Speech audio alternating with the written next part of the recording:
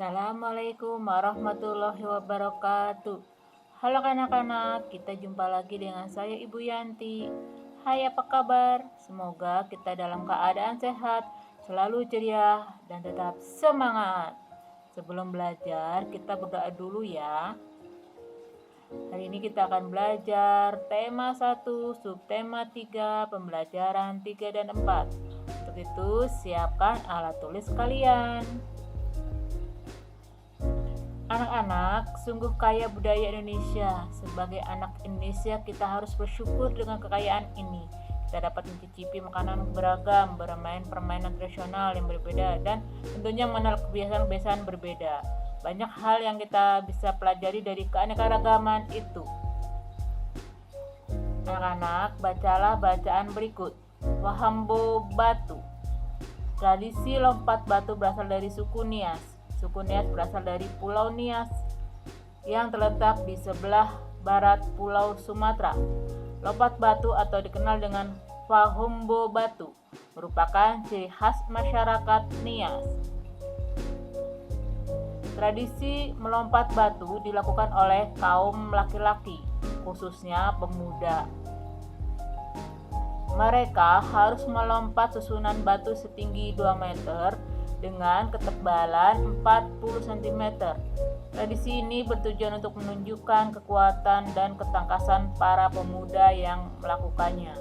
Seseorang yang berhasil melakukan tradisi ini dianggap hebat, baik bagi dirinya maupun keluarga dan masyarakat. Anak-anak, setelah membaca teks, silahkan kalian temukan gagasan pokok dan buatlah ringkasan berdasarkan gagasan pokok yang kamu temukan. Pertama, paragraf pertama. Gagasan pokoknya, tradisi lompat batu berasal dari suku Nias. Paragraf kedua, nanti kalian cari ya. Setelah dibuat gagasan pokoknya, anak-anak ringkas dari 2 paragraf itu, anak-anak ringkas. Oke.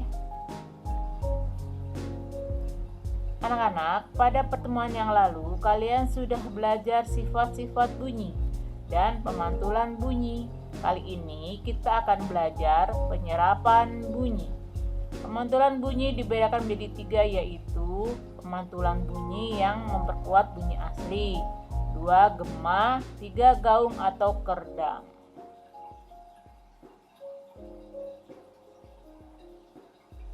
Pemantulan dan penyerapan bunyi. Bunyi yang mengenai permukaan suatu benda dapat dipantulkan atau diserap. Bunyi dapat dipantulkan dan diserap. 1. Pemantulan bunyi. Sebuah kelereng yang kita lempar ke dinding yang keras akan mengalami pemantulan. Demikian juga dengan bunyi.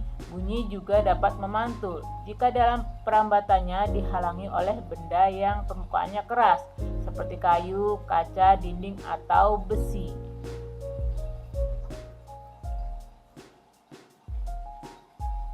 Dua, penyerapan bunyi. Bunyi juga dapat diserap. Benda-benda yang dapat menyerap bunyi adalah benda yang permukaannya lunak. Benda yang demikian disebut peredam bunyi. Misalnya karpet, kuning, kertas, kain, busa, dan wol.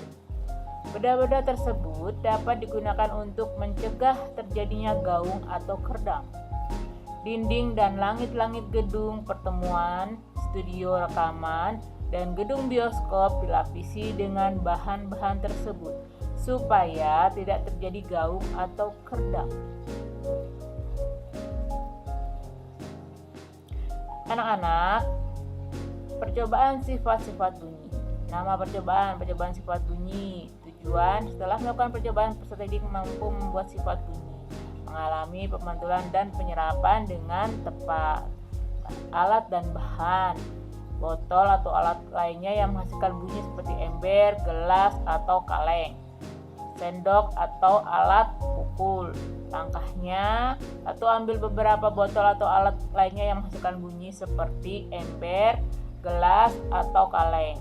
2. Bunyikan peralatan tersebut di dalam ruangan. 3. Bunyikan peralatan tersebut di luar ruangan.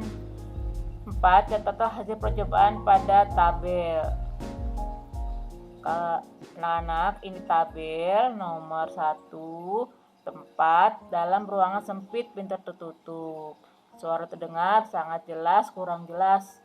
Di checklist ya. Nomor 2, di halaman rumah atau di depan rumah.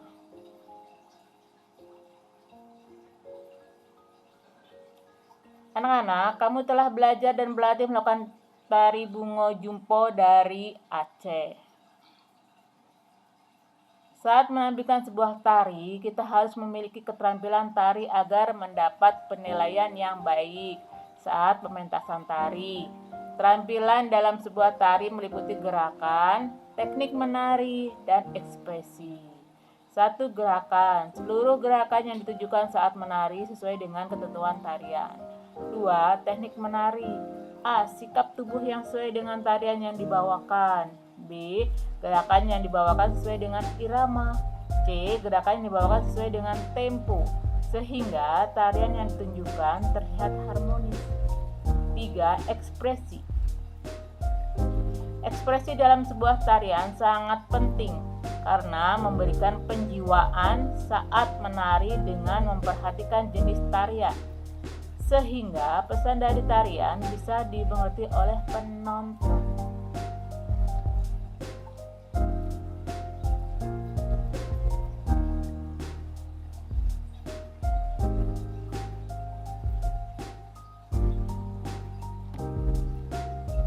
Pembelajaran selesai. Wassalamualaikum warahmatullahi wabarakatuh. Sampai jumpa lagi di pembelajaran berikutnya ya.